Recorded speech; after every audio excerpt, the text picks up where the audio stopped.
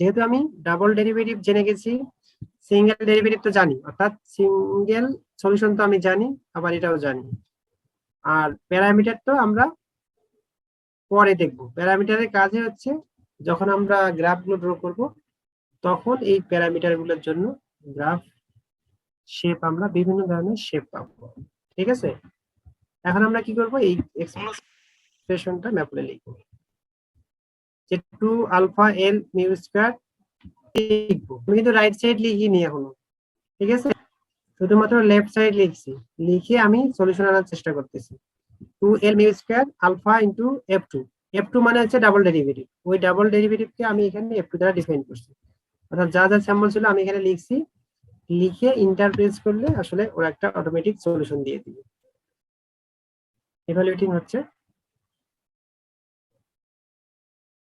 এবার সিম্পলিফিকেশন করি, অর্থাৎ এই যে বড় টার্মটা আছে এটার আমি সিম্পলিফাই চাচ্ছি, অর্থাৎ শর্ট ফর্মে চাচ্ছি। কারণ শর্ট ফর্মে নিয়ে আসলে আমাদের ক্যালকুলেশনে সুবিধা হবে, অর্থাৎ সলিউশন নিয়ে আসতে আমাদের সুবিধা হবে।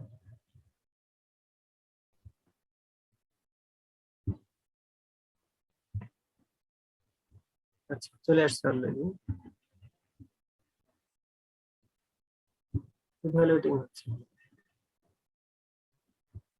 আচ্ছা, এখানে সিম্পলিফাই করলে এই ফর্মটা চলে আসে যেটা অলরেডি আছে। তো এখন আমি কি করলাম, এই যে ফ্র্যাকশন পার্টটা আছে এই পার্টটা ছাড়া আমি কি করলাম, সেপারেট করলাম। এই হ্যাং হয়ে গেছে, একটু ওয়েট প্লিজ।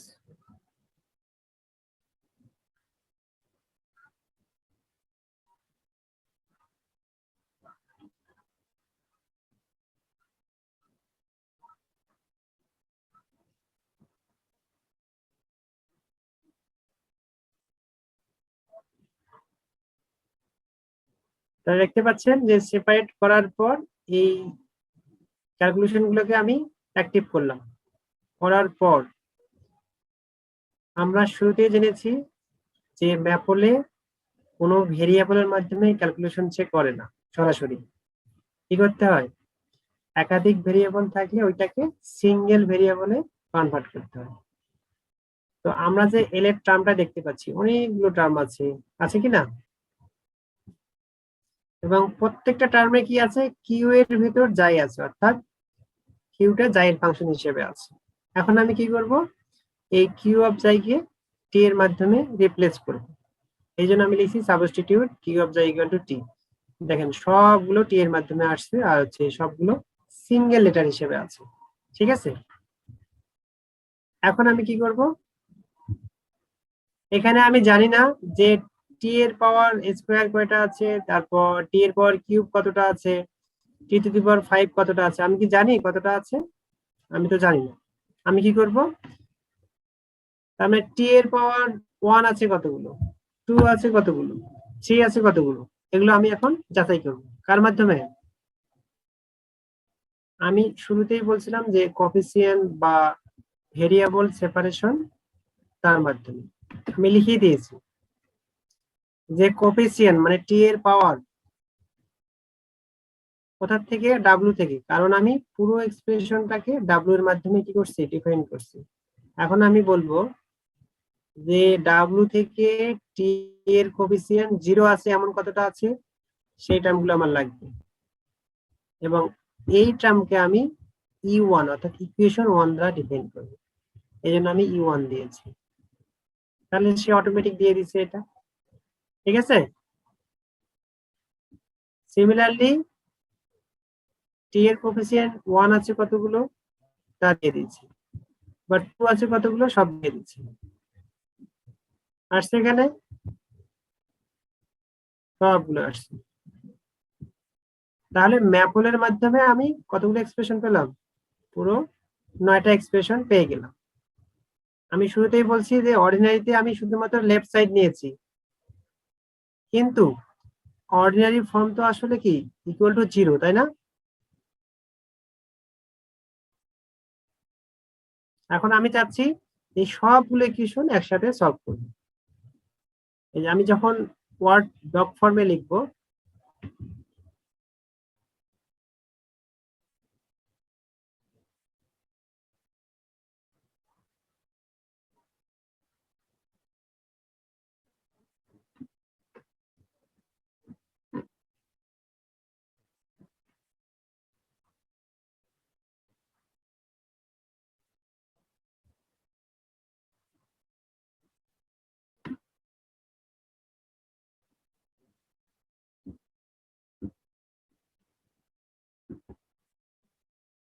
ম্যাপলে আমি যতগুলো ইকুয়েশন পেয়েছি সবগুলো আমি এখানে লিখছি, ঠিক আছে।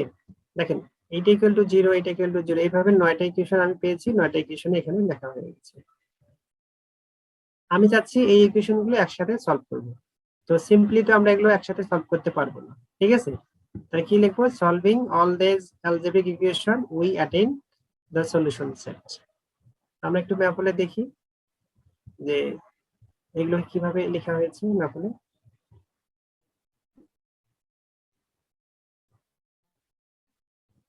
একটা ওপেন করলে আরেকটা হয়ে গেছে।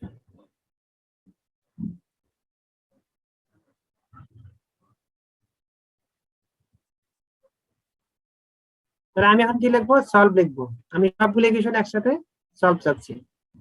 তো আমি যেহেতু বড় বড় ইকুয়েশন গুলোকে আমি সিঙ্গেল লেটার দ্বারা ডিফাইন করেছি, তার মানে প্রথম ইকুয়েশনটা আমি E1 দিয়েছি, সেকেন্ডটা হচ্ছে E2, তার মানে E1 সমান 0, E2 সমান 0, এইভাবে 9টা ইকুয়েশন কমান্ড দিয়েছি। কমান্ড দেওয়ার পর এখানে আমি কার কার মান চাচ্ছি। শুরুতেই ছিল কি যে একটা ইকুয়েশনের মধ্যে কি ছিল, অনেকগুলো প্যারামিটার ছিল। এই প্যারামিটারের ভ্যালুগুলো আমাদের দরকার, ঠিক আছে। এটা আমি শুরুতেই ডিফাইন করেছি, সেটা আমি বলে দিচ্ছি। এই যে এখানে আপনারা ইকুয়েশনটা দেখতে পাচ্ছেন, এটা হলো মেইন সলিউশন। এই সলিউশনে আমরা কি কি বের করব, A0 বের করব, A1 বের করব, A2 A3 আর হচ্ছে B0 B1। অর্থাৎ একটা সলিউশনের মধ্যে যতগুলো আননোন ভ্যালু অর্থাৎ আরবিট্রারি নাম্বার থাকবে, আমরা ততগুলো মান বের করব, করে আমরা বিভিন্ন প্রকার সলিউশন পাওয়ার চেষ্টা করব। আমি দিই ম্যাপে যে আমি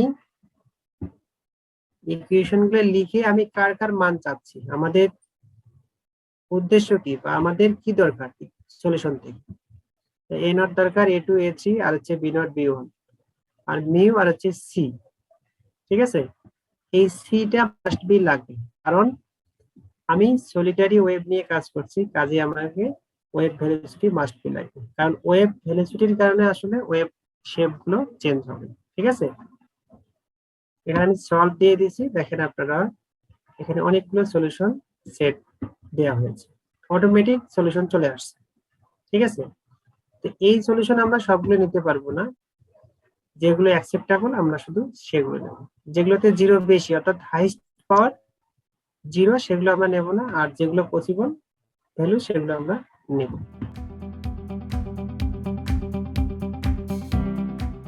পেয়েছি মানে with respect to arbitrary value, A0 পেয়েছি, A0 A1 পেয়েছি, A2 পেয়েছি, ঠিক আছে। এখন আমার কাজ হবে কি, এই ভ্যালুগুলো কোথায় বসা, আমাদের মূল সলিউশনে বসে। কোন সলিউশন, এই যে এইটা।